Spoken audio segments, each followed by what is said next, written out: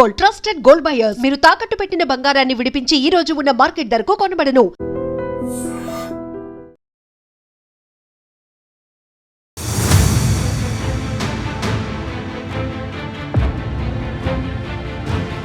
Bus ఎక్కాలంటే భయం, train ఎక్కాలంటే భయం, లాస్ట్కి వస్తే ప్లేన్ ఎక్కాలంటే భయం. 2025 సంవత్సరంలో మీరు చూడండి ఎన్ని యాక్సిడెంట్స్. పోనీ జర్నీ ఇంట్లో చేద్దామా అంటే అలా ఆల్టర్నేట్ చూసుకొని దానికి పోదామంటే అందులో యాక్సిడెంట్లు, ఏదో ఇన్సిడెంట్లు. ఇంకోటి సరే ఇది బాగాలేదు, ఇంకోటి దాంట్లో పోదామంటే అది యాక్సిడెంటే. ఇక ఎట్లా మరి జర్నీ చేయకుండా ఆగిపోదామా అన్న సిచ్యువేషన్కి వచ్చినాం. ఎందుకంటే ఇంకో యాక్సిడెంట్ అయింది. డాల్ఫిన్ ట్రావెల్ బస్ ఈరోజు సంగారెడ్డి జిల్లా దగ్గర బోల్తా పడ్డది. ఆ బోల్తా పడిన తీరు మీరు చూడండి. ఆ బస్సును ఒక్కసారి మీరు అబ్జర్వ్ చేస్తే కనుక పల్టీ కొట్టి ఇట్లా మొత్తం ఉల్టా కాలేదు, ఇట్లా పల్టీ కొట్టంగానే మనకు టైర్ల పక్కకు బాడీ మొత్తం ఇట్లుంటుంది కదా, అట్లా కనిపిస్తుంది. ఇక అందులో ప్రయాణికులు ఎంతమంది అని అంటే 36 మంది ప్రయాణికులు ఉన్నారు. ఈ బస్సు ఎక్కడి నుంచి ఎక్కడికి వస్తుందంటే మన హైదరాబాద్కే వస్తుంది, ముంబై నుంచి హైదరాబాద్కే వస్తుంది. జనరల్లీ రాత్రిపూటనే ఎక్కువ ఈ లాంగ్ జర్నీస్ చేసేవాళ్ళు కానీ ఈ ట్రావెల్ బస్సు కానీ రాత్రిపూటనే చాలా ఎక్కువగా ఉంటాయి. ఎందుకంటే హ్యాపీగా మనం కూడా ఏం ఆలోచిస్తామంటే అచ్చా రాత్రి సాయంత్రం పూట ఎక్కినామనుకోండి, సపోజ్ ఇంకా కొంచెం లాంగ్ డిస్టెన్స్ అయితే సాయంత్రం పూట ఎక్కితే మంచిగా తినేసి పడుకోవచ్చు, తెల్లారు లేవగానే మన డెస్టినేషన్ చేరుకుంటామని చాలా ఈజీగా, మన టైం వేస్ట్ కాదు, నిద్రని ఆ బస్సులో జర్నీలో ఫినిష్ అయిపోతుంది, తెల్లారు లేవగానే మనం మన ప్లేస్కి చేరుకోవచ్చు. ఇట్లా మనం అలవాటు అయిపోయినాం. అట్లాగే ట్రావెల్ బస్సులు కూడా హ్యాపీగా మనకు అట్లాంటివి అందుబాటులోకి తెచ్చినాయి.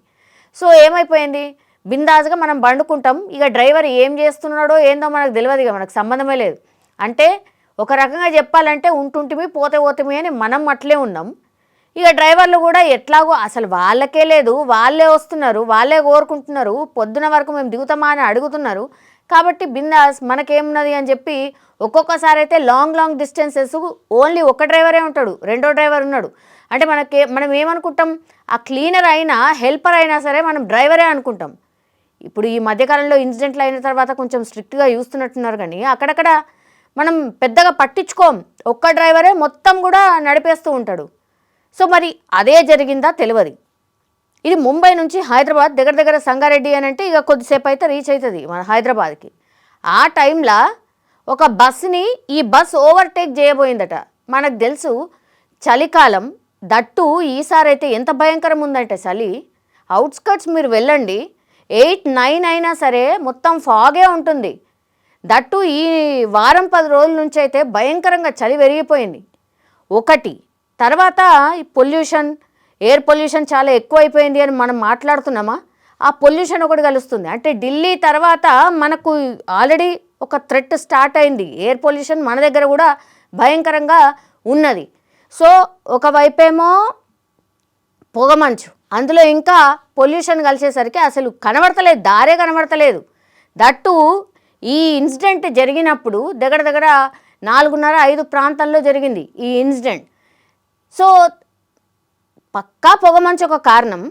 మరి బస్సు ఓవర్టేక్ చేసేటప్పుడు ముందటి నుంచి ఏమైనా వెహికల్ వచ్చి ఆయనకు కనబడక ఇదైందా, లేకపోతే డ్రైవర్ నిద్రమత్తులో ఉన్నాడా, లేకపోతే ఇంకేం జరిగింది ఈ ఇన్సిడెంట్లో, మరి ఇంకేమైంది అనేది తెలియదు. పోలీసులు అయితే ఇన్వెస్టిగేషన్ చేస్తున్నారు. ఒకటి ఏంటంటే సంతోషకరం, ఇడ ఎవరికేం కాలేదు ఇన్ ద సెన్స్ చిన్న దెబ్బలతోని బయటపడ్డారు. అదృష్టం చాలా బాగుంది. పల్టీలు కొట్టిన విధానం చూస్తే ఆ బస్సుని ఎవరం కూడా ఊహించం, ఇలా డెఫినెట్లీ ఎంతో కొంతమంది చనిపోయి ఉంటారులే అని అనుకుంటాం. కానీ అక్కడికి వెళ్ళేసరికి కూడా రెస్క్యూ టీమ్, అంటే ఇన్ ద సెన్స్ అంబులెన్స్ కానీ పోలీసులకు కానీ ఈ పెట్రోలింగ్కి సంబంధించిన పోలీసులకు ఇన్ఫర్మేషన్ వచ్చి వీళ్ళని బయటకు తీసే లోపలనే, ఎమర్జెన్సీ డోర్ నుంచి బయటకు తీసే లోపలనే అక్కడ గట్టిగా ఏడుపులు వినబడుతున్నాయి. అంటే మా వాళ్ళకి ఏమైందో ఏందో అని. ఒక్కసారి ఇట్లా కొట్టేయంగానే ఏమైపోతుంది, అందరు ఒకళ్ళ మీద ఒకళ్ళు పడిపోవడం, ఆ తర్వాత సీట్ల మధ్యలో ఇరుక్కుపోవడం, ఇదంతా గందరగోళం జరుగుతుంది. గట్టిగా అరుపులు అవన్నీ వినిపించినాయట. జాతీయ రహదారి మీద వెళ్ళే వాళ్ళు చాలామంది కూడా ఆపి వాళ్ళని రెస్క్యూ చేయడానికి ట్రై చేసిండ్రు. వెంటనే పోలీసులకు అంబులెన్స్లకి ఇన్ఫర్మేషన్ ఇచ్చిండ్రు. 3-4 అంబులెన్స్లు వెంటనే అక్కడికి చేరుకున్నాయి. ఆ తర్వాత పెట్రోలింగ్ వెహికల్స్ కూడా చేరుకున్న తర్వాత వీళ్ళని వెంటనే అంబులెన్స్లో దగ్గరలో ఉన్నటువంటి హాస్పిటల్కి చిన్నగా గాయాలైన వాళ్ళకి వాళ్ళ ఇన్ఫర్మేషన్ తీసుకోవడం, హాస్పిటల్కి తరలించడం ఇవన్నీ కూడా చేసిండ్రు. కానీ ఈ పల్టీ కొట్టిన విధానం చూస్తే గనక నిజంగా ఆ బస్సులో ఉన్న వాళ్ళకు చాలామందికి గాయాలై ఉంటాయి, ఎంతో కొంతమంది చనిపోయి ఉంటారేమో అని ఆ ఇన్సిడెంట్ అక్కడి నుంచి పాస్ అయ్యే వాళ్ళు చాలామంది చూసి ఒక్కసారిగా భయపడిపోయినారు. ఎందుకంటే గట్టిగా అరుపులు వినిపిస్తున్నాయి. అప్పుడే ఇంకా తెల్లవారలేదు, చీకటే ఉన్నది. సో ఇది మనం చూసేటప్పటికి 6:30 ఆ ప్రాంతంలో ఈ టోటల్గా ఈ అంబులెన్స్లు అవన్నీ చేరుకొని వాళ్ళని రెస్క్యూ చేసి హాస్పిటల్కి తీసుకెళ్ళిన తర్వాత చిన్న గాయాలు మాత్రమే ఉన్నాయి. వీళ్ళందరూ కూడా డిఫరెంట్ ప్లేసెస్ నుంచి ఉన్నారు. ఓన్లీ హైదరాబాద్ వాసులే కాదు, వాళ్ళు మళ్ళీ ఎక్కడి నుంచో ఎక్కడికి వెళ్ళే వాళ్ళు వీళ్ళందరూ కూడా ఉన్నారట. సో ఒక రకంగా చెప్పాలంటే అదృష్టం చాలా బాగుంది.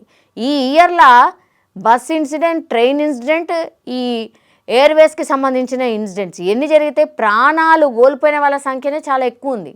ఇందులో నిజంగా ఈ బస్సులో ట్రావెల్ చేసిన వాళ్ళ అదృష్టం చాలా బాగుంది. అందుకనే చిన్న గాయాలతోనే బయటపడ్డారు. కానీ ఒకటి మనం గుర్తుపెట్టుకోవాలి, చలికాలంలో ఈ డ్రైవర్లు నిజంగా 2 ఉన్నారా?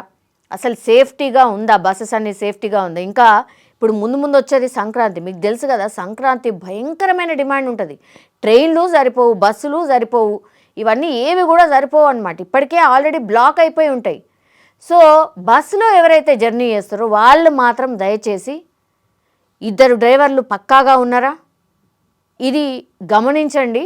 నిజంగా మీకు నిద్ర రాని వాళ్ళు ఎవరైతే ఉంటారో వాళ్ళైతే కొంచెం అప్పుడు ఇప్పుడు వచ్చి ఆ డ్రైవర్ అసలు నిజంగానే మంచిగా నడుపుతుండా లేదా, సరిగ్గా నడుపుతుండా లేదా చూసుకుంటూ వెళ్ళండి.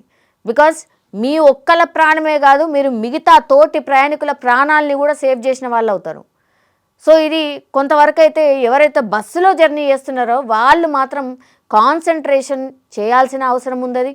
లేకపోతే ఇట్లాంటి ఇన్సిడెంట్స్ మరి ఎన్ని చూడాల్సి వస్తుందో అర్థమైతలేదు. మిస్టేక్ ఎవరిదైనా కాక, కానీ ప్రాణాలు పోతున్నాయి మాత్రం మనమే, కాబట్టి మనం కూడా జాగ్రత్తగా ఉండాల్సిందే అనేది మరొకసారి సూచిస్తున్నటువంటి ఇన్సిడెంట్ ఇది.